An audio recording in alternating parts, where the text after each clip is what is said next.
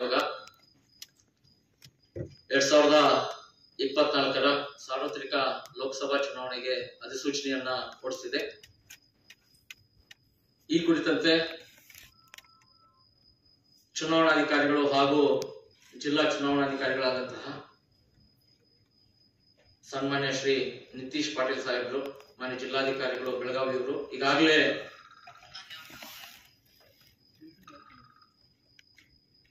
ಲೋಕಸಭಾ ಕ್ಷೇತ್ರಕ್ಕೆ ಸಂಬಂಧಪಟ್ಟಂತೆ ಸಂಪೂರ್ಣವಾದ ಒಂದು ವಿವರಣೆಯನ್ನ ಈಗಾಗಲೇ ಅದೇ ದಿವಸ ಸಂಜೆಗೆ ತಮಗೆಲ್ಲ ನೀಡಿದ್ದಾರೆ.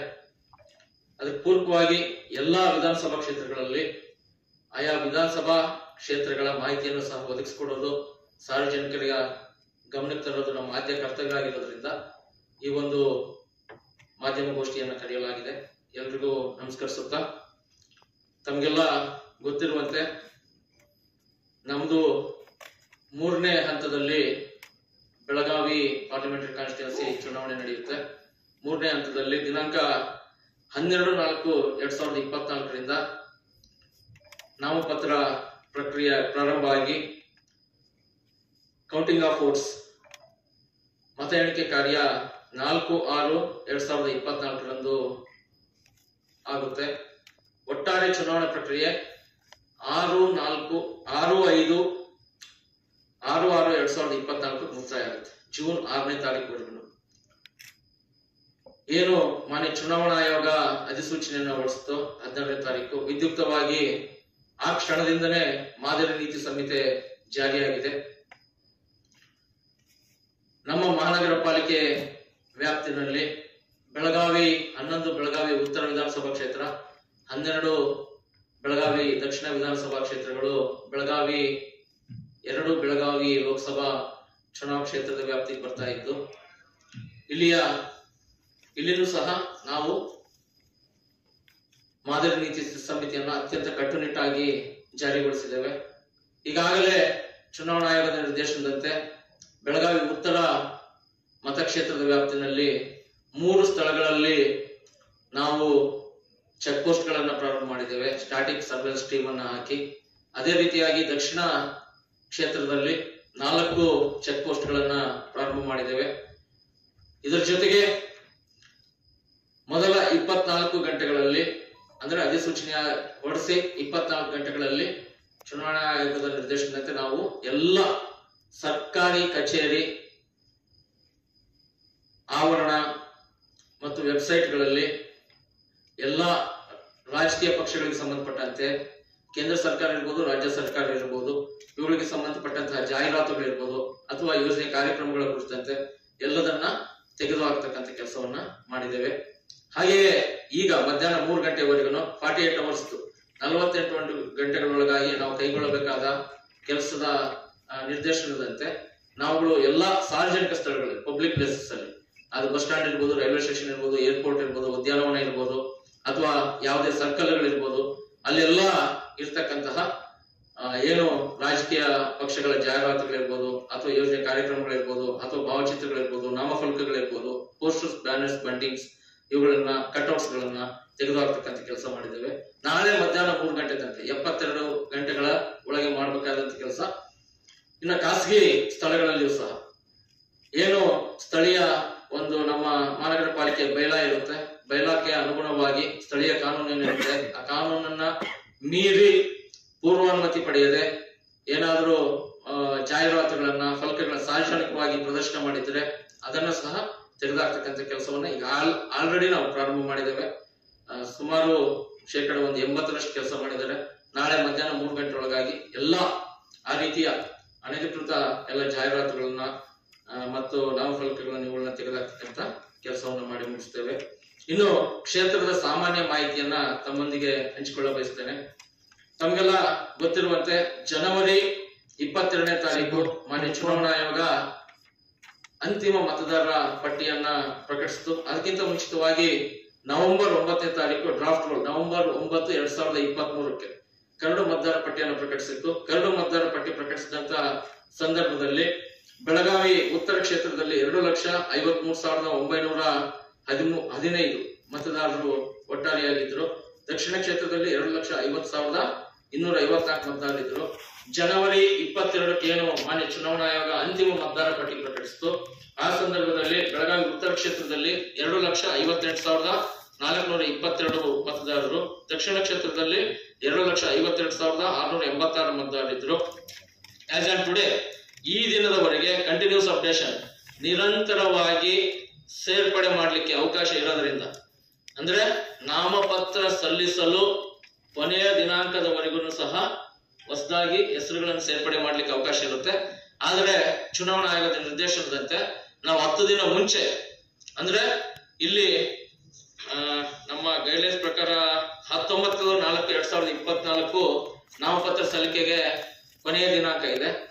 19ನೇ ತಾರೀಕಿಗಿಂತ 10 ದಿನ ಮುಂಚಿತವಾಗಿ, ಅಂದ್ರೆ 9ನೇ ತಾರೀಕುವರೆಗೂ, 9/4/2024 ಈಗ ಏನು ಪಬ್ಲಿಷ್ ಮಾಡಿದ್ದೇವೆ ನಾವು ಮತದಾರ ಪಟ್ಟಿ, ಅದರಲ್ಲಿ ಇನ್ನೂ ನನ್ನ ಹೆಸರು ಇಲ್ಲ, ಅನಾವಶ್ಯಕವಾಗಿ ತೆಗೆದುಹಾಕಿದರೆ ತಿದ್ದುಪಡಿ ಮಾಡೋದ ಅಗತ್ಯ ಇದೆ ಅಂತ ಹೇಳಿದ್ರೆ ಅದನ್ನ ತಿದ್ದುಪಡಿ ಮಾಡಿಸ್ಕೊಳ್ಳಿಕ್ಕೆ ಅಥವಾ ಸೇರ್ಪಡೆ ಮಾಡ್ಕೊಳ್ಳಿಕ್ಕೂ ಸಹ ಅವಕಾಶ ಇದೆ. ಇದನ್ನ ಸಾರ್ವಜನಿಕರು ಬಳಸಿಕೊಳ್ಬಹುದು.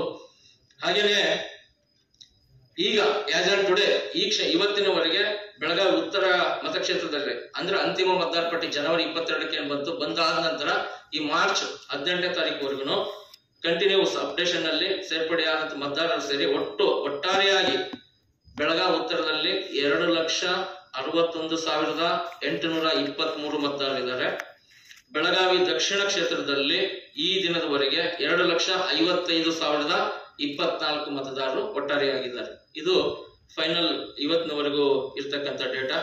ಇನ್ನು ಸರ್ವಿಸ್ ವೋಟರ್ಸ್, ಮಿಲಿಟರಿಯಲ್ಲಿ ಇರ್ತಕ್ಕಂಥ ಸರ್ವಿಸ್ ವೋಟರ್ಸ್ಗೆ ನಾವು ಟ್ರೆಡಿಷನಲಿ ಈಗ 2018 ಎಲೆಕ್ಷನ್ ಇಂದಾನೆ ಪ್ರಾರಂಭ ಮಾಡಿದಂತೆ ETPBS ಥ್ರೂ ಎಲೆಕ್ಟ್ರಾನಿಕಲಿ ನಾವು ಅವರಿಗೆ ಪೋಸ್ಟಲ್ ಬ್ಯಾಲೆಟ್ ಅನ್ನ ಕಳಿಸ್ಕೊಡ್ತಕ್ಕಂಥ ವ್ಯವಸ್ಥೆ ಇದೆ.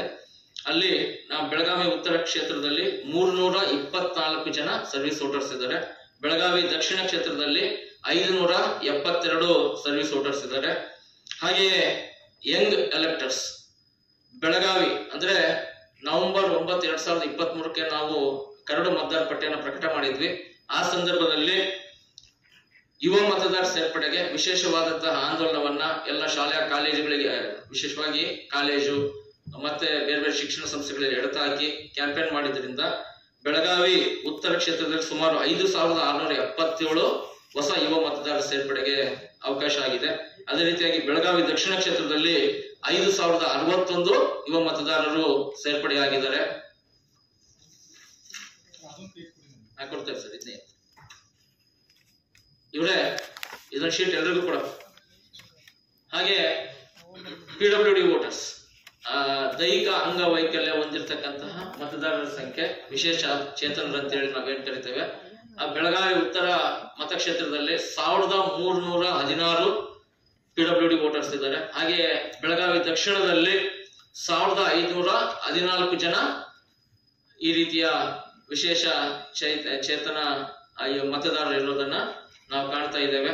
ಹಾಗೆಯೇ ಹಿಂದೆ ಏನು ಚುನಾವಣೆಗಳಲ್ಲಿ ನಡೆದಂತ ಘಟನೆಗಳನ್ನ ಆಧರಿಸಿ ಎಲ್ಲಾದ್ರೂ ಕ್ಲಾಶಸ್ ಆಗಿದ್ರೆ, ಅಂದ್ರೆ ಗುಂಪುಗಳ ನಡುವೆ ಘರ್ಷಣೆ ಆಗಿದ್ರೆ, ಚಿಕ್ಕ ಪುಟ್ಟ ಘಟನೆಗಳಾಗಿದ್ರೆ, ಅಥವಾ ಆ ಒಂದು ಮತಗಟ್ಟೆಯಲ್ಲಿ 90% ಮತದಾನವಾಗಿ ಅಲ್ಲಿ ಒಬ್ಬೇ ಅಭ್ಯರ್ಥಿಗೆ 75% ಹೆಚ್ಚು ಮತ ಚಲಾವಣೆ ಆಗಿತ್ತು ಅಂದ್ರೆ, ಈ ರೀತಿಯಾದಂತಹ ಎಲ್ಲ ಒಂದು ಅಂಕಿಅಂಶಗಳನ್ನ ಇಟ್ಟುಕೊಂಡು ಅವನ್ನ ವಲ್ನರಬಲ್ ಪೋಲಿಂಗ್ ಸ್ಟೇಷನ್ಸ್ ಅಂತ ಹೇಳಿ ವಿಶೇಷ ಅವುಗಳಿಗೆ ಆದ್ಯತೆ, ಅಂದ್ರೆ ಗಮನ ಕೊಡೋ ಹಿನ್ನೆಲೆಯಲ್ಲಿ vulnerable pockets, vulnerable polling stations ಸಹ ನಾವು ಐಡೆಂಟಿಫೈ ಮಾಡಿದ್ದೇವೆ. ಅವುಗಳಲ್ಲಿ ಬೆಳಗಾವಿ ಉತ್ತರ ಮತಕ್ಷೇತ್ರದಲ್ಲಿ 26 ಆ ರೀತಿಯ ಮತಗಟ್ಟೆಗಳನ್ನ ನಾವು ಗುರುತಿಸಿದ್ದೇವೆ. ಬೆಳಗಾವಿ ದಕ್ಷಿಣದಲ್ಲಿ 17 ಮತಗಟ್ಟೆಗಳನ್ನ ಗುರುತಿಸಿದ್ದೇವೆ. ಅಂದ್ರೆ ವಿಶೇಷವಾಗಿ ಬಹಳ ಸರಳವಾಗಿ ಅಭ್ಯರ್ಥಿಗಳ ಅಥವಾ ರಾಜಕೀಯ ಪಕ್ಷಗಳ ಪ್ರಭಾವಕ್ಕೆ ಒಳಗಾಗ್ತಕ್ಕಂತಹ, ಅವರ ಆಸೆ ಆಮಿಷಗಳಿಗೆ ಬಲಿಯಾಗ್ತಕ್ಕಂತಹ ವೋಟರ್ಸ್ ಇರ್ತಕ್ಕಂಥ ಪಾಕೆಟ್ಸ್ ಗಳನ್ನ ಐಡೆಂಟಿಫೈ ಮಾಡಿದ್ದೇವೆ. ಅವಳಿಗೆಲ್ಲ ಅವರಿಗೆ ಮನೋಬಲ ತುಂಬತಕ್ಕಂಥದ್ದು, ನಿರಂತರವಾಗಿ ಅವರು ತಮ್ಮ ಸ್ವ ಇಚ್ಛೆಯಂತೆ, ತಮ್ಮ ಮನಸ್ಸಿಗೆ ಇಚ್ಛೆಯಂತೆ ಅವರು ಮತ ಹಾಕ್ಲಿಕ್ಕೆ ಅವರಲ್ಲಿ ಮನೋಬಲ ತುಂಬತಕ್ಕಂಥ ಕೆಲಸವನ್ನು ಸಹ ಈಗಾಗಲೇ ನಾವು ಸೆಕ್ಟರ್ ಆಫೀಸರ್ಗಳ ಥ್ರೂ ಕೆಲಸ ಪ್ರಾರಂಭ ಮಾಡಿದ್ದೇವೆ. ನಾವುಗಳು ಸಹ ಸಹಾಯಕ ಚುನಾವಣಾಧಿಕಾರಿಗಳಾಗಿ ಮತ್ತು ಜಿಲ್ಲಾ ಚುನಾವಣಾಧಿಕಾರಿಗಳು ಸಹ ಆ ಒಂದು ಮನೋಬಲ ತುಂಬತಕ್ಕಂಥ, ಅವರಲ್ಲಿ ಕಾನ್ಫಿಡೆನ್ಸ್ ಬಿಲ್ಡಿಂಗ್ ಮೆಜರ್ಸ್ ಏನ್ ತಗೋಬೇಕು ಅದೆಲ್ಲ ಕೆಲಸಗಳನ್ನ ಈಗಾಗಲೇ ಪ್ರಾರಂಭ ಮಾಡಿದ್ದೇವೆ. ಜೊತೆಗೆ ಈ ಬಾರಿಯ ವಿಶೇಷ ಮಾದರಿ ನೀತಿ ಸಂಹಿತೆಗೆ ಸಂಬಂಧಪಟ್ಟಂತೆ ಮೊದಲೆಲ್ಲ ಯಾವಾಗ ಮಧ್ಯಾಹ್ನ ಸಾಯಂಕಾಲ ಅವ್ರದ್ದು ಸಭೆ ಇದೆ ಸಮಾರಂಭ ಇದೆ ಅಂದ್ರೆ ತಕ್ಷಣ ಬಂದು ಅಪ್ಲಿಕೇಶನ್ ಕೊಟ್ಟು ಅವರು ಪರ್ಮಿಷನ್ ಅನ್ನ ತಗೊಳ್ಳಿಕ್ಕೆ ಅವಕಾಶ ಇತ್ತು. ನಾವು ಆಫ್ಲೈನ್ ಅಲ್ಲಿ ಅದನ್ನ ಅಪ್ಲಿಕೇಶನ್ ತಗೊಂಡು ನಾವು ಅದನ್ನ ಫೀಡ್ ಮಾಡಿ ಅವರಿಗೆ ಅನುಮತಿಯ ಸುವಿಧಾ ಅಂತ ಏನು ಮಾನ್ಯ ಚುನಾವಣಾ ಆಯೋಗ ಸಾಫ್ಟ್ವೇರ್ ಮಾಡಿದೆ, ಆ ಒಂದು ತಂತ್ರಾಂಶ ಮೂಲಕ ಮಾಹಿತಿಯನ್ನು ಒದಗಿಸ್ಕೊಡ್ತಕ್ಕಂಥ ಕೆಲಸ ಮಾಡ್ತಿದ್ವಿ. ಬಟ್ ಈಗ ಏನಾಗಿದೆ, ಈಗ ಒಂದು suvidha.eca.gov.in.pc.public.login ಅಂತೇಳಿ ಒಂದು ವೆಬ್ಸೈಟ್ ಅನ್ನ ಮಾನ್ಯ ಚುನಾವಣಾ ಆಯೋಗ ಮಾಡಿದೆ. ಕಡ್ಡಾಯವಾಗಿ ಎಲ್ಲಾ ರಾಜಕೀಯ ಪಕ್ಷದ ಎಲ್ಲ ಮಾಧ್ಯಮ ಮಿತ್ರರ ಮೂಲಕ ಎಲ್ಲ ರಾಜಕೀಯ ಪಕ್ಷ ಮತ್ತು ಸ್ಪರ್ಧಿಸುವ ಅಭ್ಯರ್ಥಿಗಳಿಗೆ ಕೋರೋದೇನಂತಂದ್ರೆ, ತಾವು ತಮಗೆ ಯಾವುದೇ ಸಭೆ ಸಮಾರಂಭ ಅಥವಾ ಜಾಥಾ ರ್ಯಾಲಿ ಕಾರ್ಯಕ್ರಮಗಳು ಏನೇ ಮಾಡಿದಾಗಿ ಸಹ ಈ ಸುವಿಧಾ ಪೋರ್ಟಲ್ ನಲ್ಲಿ ತಾವು 48 ಗಂಟೆ ಮುಂಚಿತವಾಗಿ ತಮಗೆ ಅನುಮತಿ ಬೇಕು ಅಂತಂದ್ರೆ ಅಧಿಕೃತವಾಗಿ ಆ ಕಾರ್ಯಕ್ರಮ ಅನಧಿಕೃತ ಕಾರ್ಯಕ್ರಮ ಆಗಬಾರ್ದು ಅಂತಂದ್ರೆ 48 ಗಂಟೆ ಮುಂಚಿತವಾಗಿನೇ ನಮಗೆ ಆನ್ಲೈನ್ ನಲ್ಲಿ ಅಪ್ಲಿಕೇಶನ್ ಆಗ್ತಕ್ಕದ್ದು. ತಕ್ಷಣ ಪರಿಶೀಲನೆ ಮಾಡಿ ಅದು ಕೊಡ್ಲಿಕ್ಕೆ ಬರುತ್ತೆ ಅಂತಂದ್ರೆ ಅಲ್ಲಿ ಚುನಾವಣಾ ಆಯೋಗದ ನಿರ್ದೇಶನ ಮಾದರಿ ನೀತಿ ಸಂಹಿತೆಯ ಏನು ಒಂದು ಕಂಡಕ್ಟ್ ರೂಲ್ಸ್ ಇದೆ ಅವುಗಳನ್ನ ಆಧಾರವಾಗಿಟ್ಟುಕೊಂಡು ನಾವುಗಳು ತಕ್ಷಣವೇ ಕೆಲವೊಂದು ಷರತ್ತುಗಳನ್ನು ವಿಧಿಸಿ ಅವರಿಗೆ ಅನುಮತಿಯನ್ನು ಕೊಡ್ತಕ್ಕಂಥ ಕೆಲಸವನ್ನ ಮಾಡ್ತೇವೆ. ಇದಿಷ್ಟು ಸಂಕ್ಷಿಪ್ತ ಮಾಹಿತಿ. ಈಗ ನಾವೀಗಾಗಲೇ ರಾಜಕೀಯ ಪಕ್ಷಗಳ ಒಂದು ಸಭೆಯನ್ನು ಸಹ ಜರುಗಿಸಿ ಏನೆಲ್ಲ ಮಾದರಿ ನೀತಿ ಸಂಹಿತೆಯನ್ನ ಅವರು ಅನುಸರಿಸಬೇಕು ಅಂತೇಳಿ ಮಾನ್ಯ ಚುನಾವಣಾ ಆಯೋಗದ ನಿರ್ದೇಶನಗಳೇನಿದೆ ಅವುಗಳನ್ನೆಲ್ಲ ಮಾಹಿತಿಯನ್ನು ಸಹ ಮಾಡಿಕೊಟ್ಟಿದ್ದೇವೆ.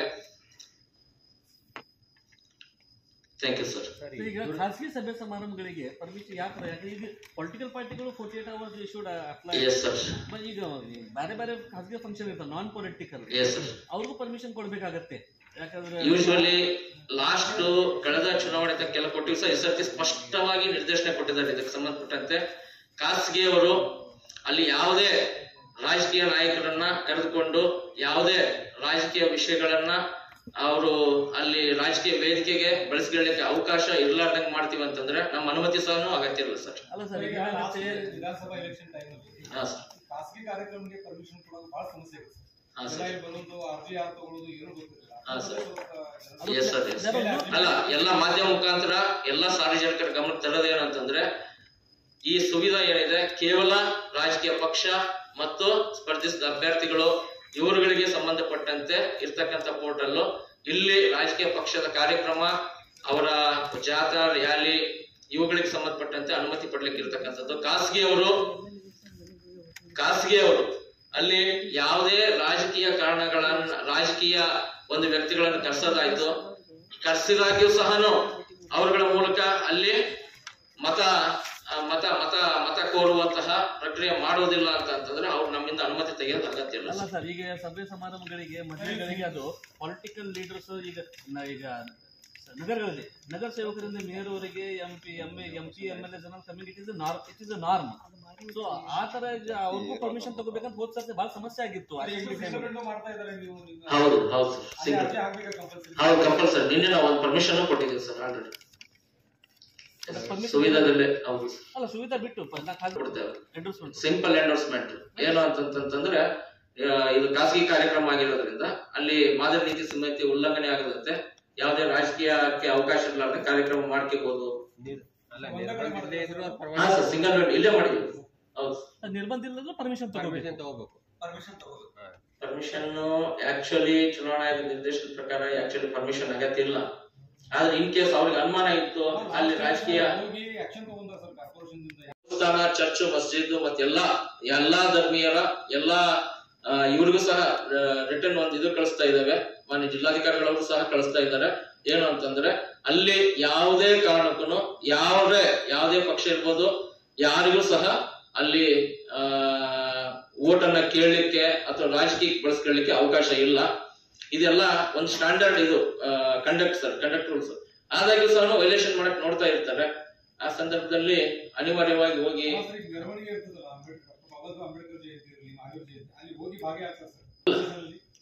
ನಾನು ಹೇಳಿದ್ದಲ್ಲ ಸರ್, ಎಲ್ಲಿ ಬೇಕಾದ್ರೂ ಹೋಗ್ಬೋದು. As a individual, as a human being ಹೋಗ್ಬೋದು. ಹೋಗಿ ಅಲ್ಲಿ ಅವರು ಅದನ್ನ ಬಳಸ್ಕೊಳ್ತಕ್ಕಂಥಲ್ಲ ಅಷ್ಟೇ. ಆ ವೇದಿಕೆನ, ಆ ಕಾರ್ಯಕ್ರಮನ ತಮ್ಮ ಒಂದು ಪ್ರಭಾವ ಬೀರ್ತಕ್ಕಂಥ ಕೆಲಸವನ್ನು ಮಾಡ್ತಕ್ಕಂಥದ್ದು. ಜಯಂತಿ, ಮಹಾವೀರ್ ಜಯಂತಿ 2 ಪ್ರೋಗ್ರಾಮ್ಸ್ ಬರ್ತವೆ ಸರ್. ಈಗ ಬರ್ತಾ ಇದೆ. ಎಸ್ ಸರ್, ಇದೆ ಸೊ ಅದನ್ನು ಬಟ್ ಅದರಲ್ಲಿ ನ್ಯಾಚುರಲ್ ಬೈ ಡಿಫಾಲ್ಟ್ ಪಾರ್ಟಿಸಿಪೇಟ್ ಮಾಡ್ತಾರೆ ಎಲ್ಲ. ನಂದು ಜಸ್ಟ್ ಸರ್ ಈಗ ಆ ಮಹನೀಯರಿಗೆ ಮಾಲಾರ್ಪಣೆ ಮಾಡಿ ಹೋದ್ರೆ ಏನು ಇದಿರಲ್ಲ ಸರ್, ಜಸ್ಟ್ 1 hour ಭಾಷಣ ಮಾಡಬಹುದಾ ಸರ್ ಅಲ್ಲಿ? ಇಲ್ಲ ಅದಕ್ಕೆಲ್ಲ ಅವಕಾಶ ಇರಲ್ಲ ಸರ್. ಸರಿ, ಧಾರ್ಮಿಕ